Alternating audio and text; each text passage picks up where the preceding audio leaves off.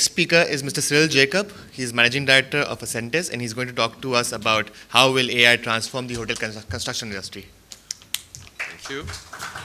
So I'm a bit embarrassed because those guys are way ahead of us now. I should have spoken before, Abhishek. So, I think I've been coming to HICSA since 2009, if I'm not wrong. So I used to preach the gospel of good project management for the last 15 years. And at the beginning, the crowd was even less than that when I was speaking about project management. So it's good now that we're moving to AI. Sustainability also is another big topic I would like to talk about. So we're in construction, we're project managers.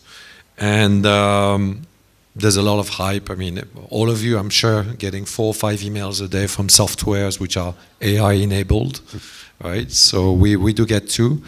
But we see it as a major disruption coming up in our industry, the same way sustainability does. We think it's a nice to have, but it's not going to be a nice to have for very long. I think anybody without a credible AI plan, I don't like to call it strategy, there's no such thing as strategy, but an AI plan will probably be out of business in a couple of years. So that's why we are trying to invest as much as we can. But it's construction. The construction industry is very fragmented. They are very slow to change. So we have to be very realistic about what we can achieve with AI. Sorry, which one is that? Sorry, which one is it? Oh, this one. All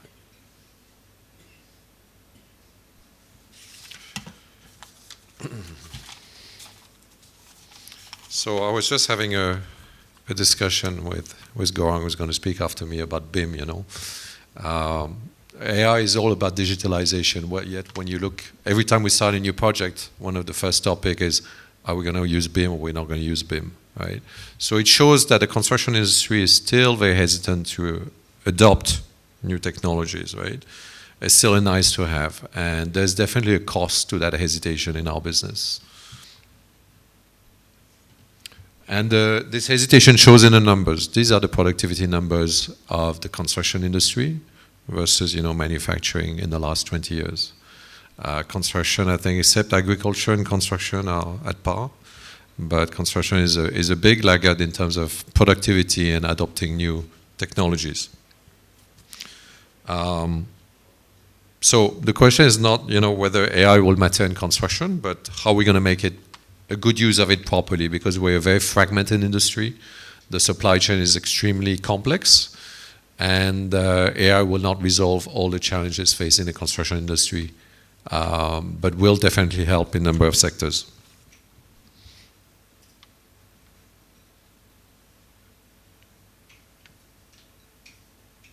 All right, as I say, I don't believe there's such thing as an AI strategy. The way we see it at Ascentis is a tool.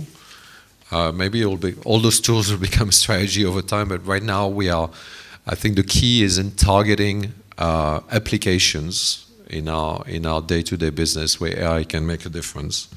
It's like any tool. The tool is not a silver bullet. It really depends how you frame your objective and how you apply this tool to this objective.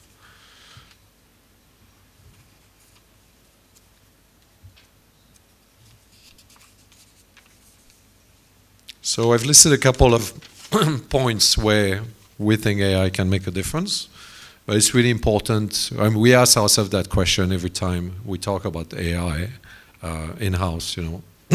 Are we trying to reduce design rework, improve cost certainty? Hotels are unfortunately still known for major cost overruns. So can AI do something about it?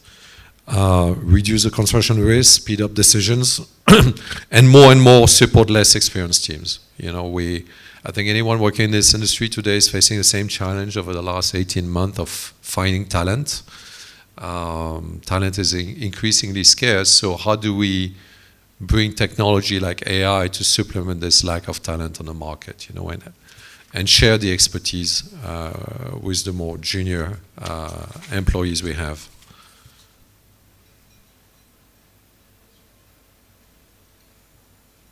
All right, so the first thing is, and that's something we've started a couple of years ago, but we cannot. AI uses data. If we don't have available data, if our data is not digitized, AI is not going to give you, it's going to be garbage in, garbage out. So the construction industry is relies still very much on paper. I'm sure you've all not witnessed that.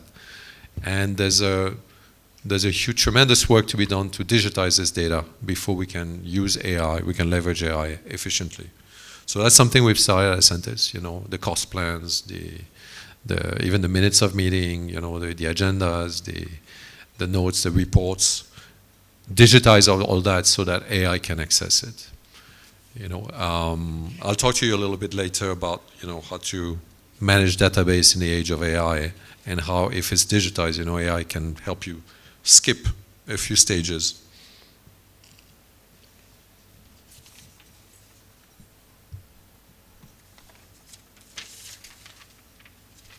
So the other thing, and I think Abhishek, demonstrated that very well, is there's no such thing as one, large language model that is going to solve all our issues. Today we're all, I think, using ChatGPT to improve our emails, improve our reports, but the solution really lies in those small models that Abhishek showed very well how MakeMyTrip is making use of. So whether it's, applied to BIM for design, data, documents, or drones, all these are applications that require different AI agents. Large language models are not for what we do as project managers. So I'm gonna take those 4 examples and see where I see AI can make a difference. So the first thing is BIM. Favorite subject to be debated. Should we put a project on BIM or not? It's still, BIM has been around for 15 years. I was just saying, when I started my career 35 years ago in the design office, we still had those old folks working on papers and the young guys working on AutoCAD that was just starting. And so I see today is a little bit the same, There are many places, I can think of South Africa, Singapore, I think Dubai definitely, where government jobs are all on BIM. It's a standard. Beyond the conventional benefits of BIM, of clash detection and so on, it digitizes your building. So once you have data, you can schedule, you can control cost. Later on, I've not tried myself, but I know that people using to manage the assets, right? They call it BIM 7D, if I'm not wrong. So I think Gaurav was talking about the digital twin, right? It's really about creating a digital twin of your projects. And then you can optimize. Recently, we've done a Sofitel in Africa, in a very remote place in Africa. Yet we've put everything on BIM. We've managed to save floor-to-floor heights. Of course, we had a very complicated upper basement in the back of house. Everything was, very efficiently coordinated. And it was all designed on BIM from day one. It was not done on 2D and then put on BIM. We took all the quantities from it, in an instant. So extremely powerful tool that after that you can just imagine how, once the data is available, what AI can do on top of that, right? AI can immediately flag the quantity overruns, with your budget. It can analyze the data in ways that a human would take a lot of time to do. So that's, we think, is the first application for AI. And there's a lot of softwares coming on the market for that. There's even AI softwares now that do all the clash detection automatically. You don't need anybody behind Navisworks anymore doing it manually. The second thing in which our infrastructure colleagues have been much earlier than us at adopting is the drones. The drones are quite widely used now on roadworks and bridges and so on.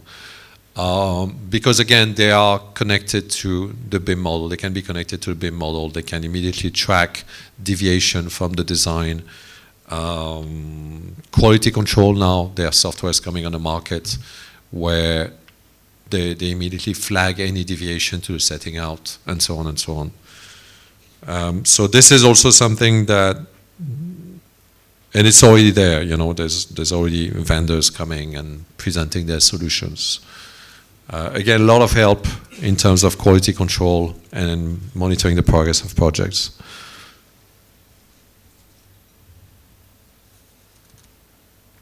Documents, this is probably something that many of you, oops, I've gone too far. Can I come back? Yeah, documents, I think this is the lowest hanging fruits of AI. We're all using it already today. We use it to scan CVs that we receive, comparing them to our job descriptions and so on. But there's a lot that can be done also, in technical field. Reviewing specifications, right? Brand standard, 1,500 pages of brand standards, whether your specification match the brand standard. That's something that AI can do effortlessly. A huge gain of time, again, compared to a manual work. Scope creep, what we call scope creep, right? We start with a brief, and then somehow we don't know along the way we get a huge scope increase, especially in renovations, conversions, right? That's something that if you put an AI layer over your specifications and your design, you're going to be able to identify very early, before you reach a BOQ stage.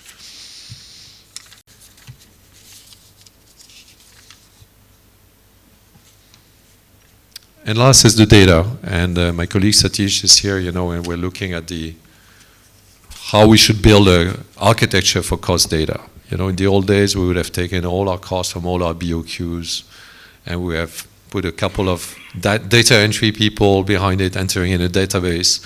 Then that was the first step. Then came the apps. So you would put a Power Apps on top of it to put this into a very searchable database. And now we realize that you put an AI agent, you don't even need to enter the data anymore, because you just tell AI, okay, this is my library of all documents of the last project, documents over the last 10 years. And he's just going to do that. It's just going to go, the AI agent is just going to go and extract the data. You don't need to put it into a formal database anymore. So this is also what we see as a very low-hanging fruit. It's happening now. It's not hype anymore. It's really happening now. To the point where we don't know where softwares like Power Apps and all that are still required to do that.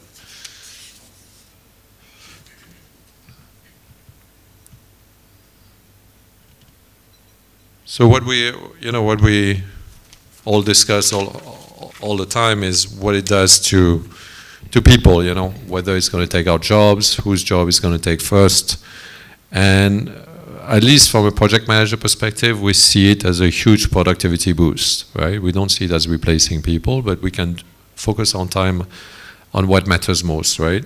We're not going to spend time, chasing information, compiling reports, reviewing designs, while we wish we get to a point where we don't do that anymore.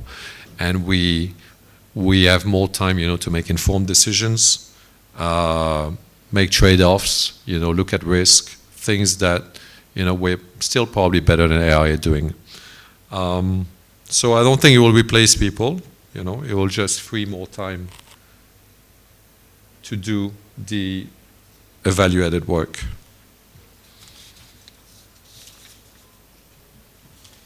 I think the last slide I have is, we've called it use AI with discipline, right?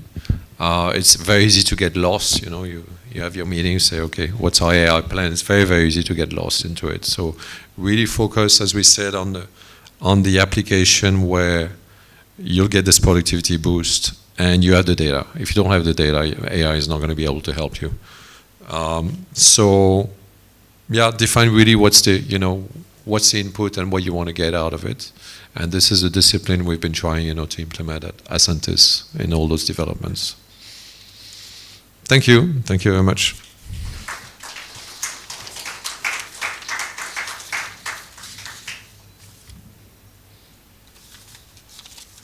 Next.